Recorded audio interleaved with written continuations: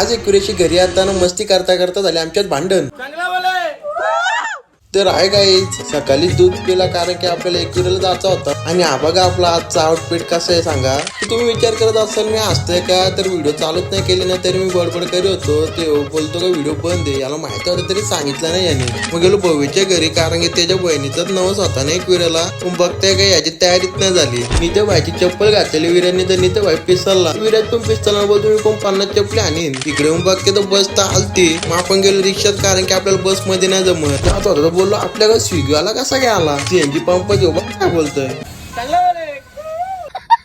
गेलो चौकात रिओचा बॉक्स घ्यायला. मग डायरेक्ट लोणावळ्यात थांबलो नाश्ता करायला. साठे मिसल खाऊन आपण गेलो परत रिक्षा जवळ. पुढे येऊन बघते तो आपली पूजा करत होता. त्याला बोललो होईल घे तुझं लग्न, नको टेन्शन घेऊ.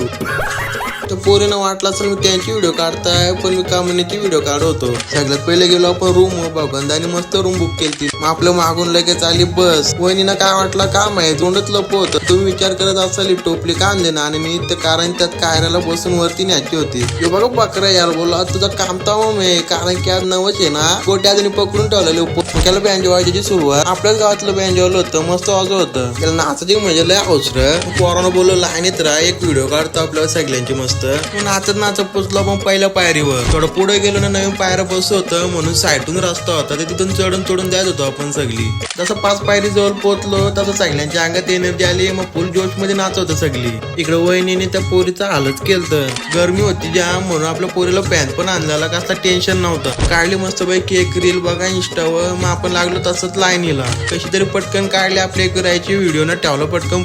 दर्शन घेऊन निघलो बाहेर. मग रोहित बोलतो टिकला लागल्या ना, बोलो लागलं बाबा. वहिनी दादाला समजवती फुक मारची मग केस जातील आपोआप. पण तसा काय नव्हता त्यानं फक्त रील करायची होती. मग कायराला बसवलं मामाच्या मांडीवर जायवल घराला. विराजने मारला डायरेक्ट बसलो जेवायला. ते मयूरला काय सुचला काय माहित नुसतं विराजच्या गुदगुल्या करत होता. विराजने पण काय मस्त काम काढून घेतला. घरी येऊन पण काय यांचा मन नाही भरला लागलो नाचायला. वहिनी काय लाटपर्यंत कायराला नाचवतच होत्या. कसा वाटला मिनी ब्लॉग करा मला लाईक चला बाय बाय.